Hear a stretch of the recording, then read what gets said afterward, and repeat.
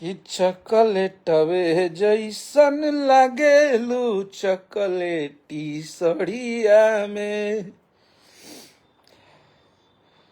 जुड़ जाइए आप लोग। नमस्ते प्रणाम सबके। हम तो सूत के अभी जगह कहीं है देखनी है भैया खेसारी भैया के लाइव। सब लोग जुड़ जाइए। प्रणाम बा नमस्ते सबके। जितना भी लोग देखा तनी कल राती खानी हम लाइव आई रही बता देते नहीं सब रीजन रहुआ सबके। लेकिन खेसारी भैया का लाइव देखे हम खेसारी भैया लोग कुछ बतैले ही नहीं रही है मैटर पे बात है ना हमरा कबो उनका ले चर्चा रहे ये सब चीज के। अब आप लोग बताइए भाई, एक तो तुम भैया को चोर बोल रहे हो खेसारी भैया को, हैं? एक तो आप खेसारी भैया को चोर बोल रहे हैं कि वो चोर है। हम लाइव आके 5 साल पहले गाना जौन गावल गइल बा कि सारा देहिया झूल गईल कहता कि हम कबो चोर कहल ही नहीं की। 100 गो क्लिप बाकी पुरान आदत ह उहे लोग कैले ही बालो। 5 साल पहले के गाना हमनिए के तू उठा के गा दिल। इवन कि तारा पहले खुशी क करके गाना रहे वो उठा के गा दिल आ तू कह लगल कि हमार गाना हो गई। ओकरा बाद तू कल फोन कैल हमरा पर इनकर मैनेजर के हुआ सोनू नाव के वो फोन कैलन कि तोरा ले मिलल चाहतनी हम गनी एकदम शौक से बानी बक्सर भाई मिल रहा आके मिलन कलन कि हमारे यहाँ भैया हैं बबली दुबे उनके यहाँ बोले कि आते हैं वहीं पे बैठ के बात करेंगे। बोले ठीक है भाई आइए। वहाँ पे फोन किए बोले कि वहीं पे आते हैं। ओकर बाद वही हम बैठल बनी तू कहीं आके दूसरा जगह रोड कहीं बक्सर में आके लाइव आके हमारा के गाड़ी देता रहो हैं। आ ओकर बाद जब हम एजल चहेटनी तो फोन बंद करके भाग गई। अब बताइए आप लोग कि किसी के जिला में आके किसी के घर पे आके आप उसको चैलेंज करेंगे तो वो बर्दाश्त करेगा जी? कोई भी इंसान हो। अगर खेसारी भी आपको मैं नहीं इसलिए बताया कि हम एहन लोग से बतियावे खातिर हम लोग के कबो ई सब बताई तो मना कर दे। अब बात है ये रेपुटेशन के बाकी बक्सर में आके वो कहता रे मिले के तो हम मिलब ना तो भैया बहुत खराब हो। आ तू अबो कैल बक्सर तो हमरा ले मिल लेला।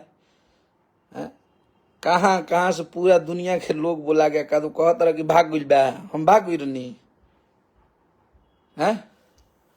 फोन करत नहीं फोन बंद कर दिल लो। पूरा रिकॉर्डिंग तहार बा पूरा चैट बा हमरा भी कितना हम फोन कैले बनी कि कब भेंट करब।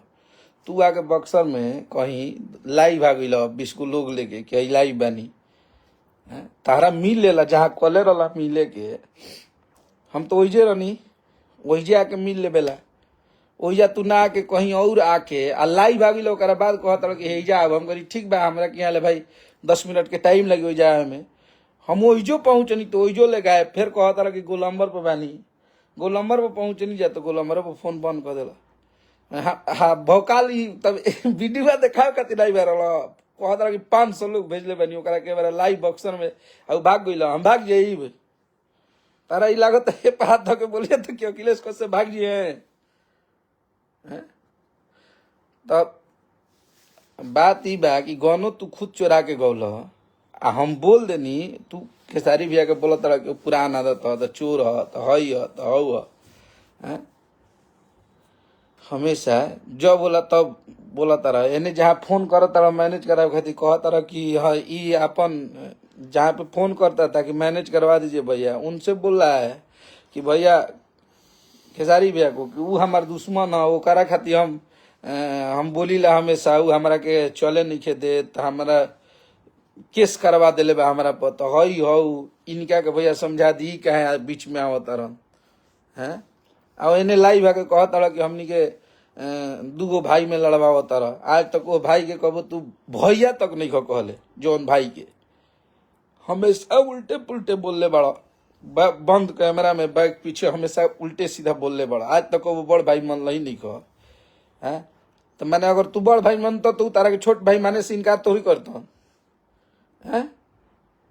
तो तू आज तक मल नहीं ख जरा के बड़ भाई, तू तारा के छोट भाई कैसे मान दी? आ रहल बात तू हमारा के सही जगह फोन करके कहले बड़ा कि एकरा के छोड़ावे के भाई ढेर एकरा में पावर हो गइल बा, तो हई हो गइल बा। तू तो कबो रही ई याद रखियो। हमू हमें के ना है कि तोरा लागता कह तरह की गाना ना लिखे आवेला, तारा जतना गबले होई बनू पूरा गाना में जोड़ देव तो तार आज तक उतना व्यूज ना हो जितना हमार गाना के व्यूज हो। तो तू हमारा के गाना लिखे सिखेब? हैं आजो तार जौन रही टरवा लेके बैठल बैठा दिया ना 2 मिनट।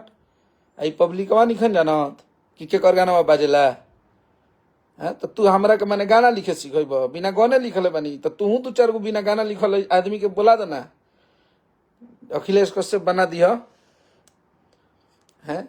आप हर वक्त खेसारी भैया को नीचा दिखाते हैं, हर वक्त उनको उल्टा पुल्टा बोलते हैं। अब उनके लिए मैं बोल दिया तो खराब हो गया है?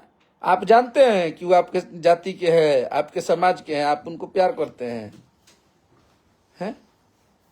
यही तरी नया साल के गाना के उठा के गा दिल, मुर्गिया आरा के ही जौन गाना रहे टप दे आ दोसरा के चोर कहता। हरदी वाला गाना के कर रहे तनी माई क्रिया खा के सरस्वती पुत्र हवा अपने आप के कहता कि हमरा भैया इतना स्टॉक बा जौन लिख लगाइला वही पर चले ला लो। हरदी वाला गाना के कर रहे बोले रह उ कहता कि केहू के हरदी घर के घरे पैदा होला है। आए बारा 10 लड़का भेज के या बक्सर में बक्सरे के हमारे भाईयन से हमारे लोग के लेके कि अखिलेश कश्यप झगड़ा नहीं के भइल मिले के बातन किया सी आ कहीं वीडियो बनवा दिल के बक्सरवा के लोग रहे तारा संग लैभवा में जौन आई रह गाँवे 10 जना 4 गो स्कॉर्पियो भाड़ा पर कह के भगल जे जान बचा के जब एजल चहटनी तो आ तू कहता रह कि हम अखिलेश कश्यप के बक्सर में जाके बा साउंड रे जा का हम कहीं गलती ऐसा मत करो कि तारा बहुत बरियार खमिया जा। और हमारा खेसारी भैया का फोन आया सुबह सुबह, हम सोए थे, फोन करके हमको डांट रहे हैं। एक स्टार वो है कि आपको ये सब शोभा नहीं देता है, आप हमारे राइटर हैं, आप हमारे भाई हैं, छोड़ दीजिए, जाने दीजिए, बोल रहा है लोग तो बोलने दीजिए, जिसको पब्लिक को पता है। बनो खेसारी लाल यादव की मानसिकता मेंटलिटी बनानी पड़ेगी, तब खेसारी लाल यादव बनोगे। जबरदस्ती खेसारी लाल यादव से कंपेयर कर दे, हाँ हम करब तू ऊंच बानी, हम उनका लूच बानी, तू माने उनका लूच बड़ा अब तार गाना चोरावे लन है। तो जब ताकत ना रहेला तो तू काहे खातिर कूदल अजुरात काहे खातिर रह। हाँ जब आई रहा तो बिना मिलले चल गइल, मिल लेवेला तो भाग काहे गइल, फोन बंद कर दिल भाग गइल। हम तो आरा तक आ जीती तारा ले मिले।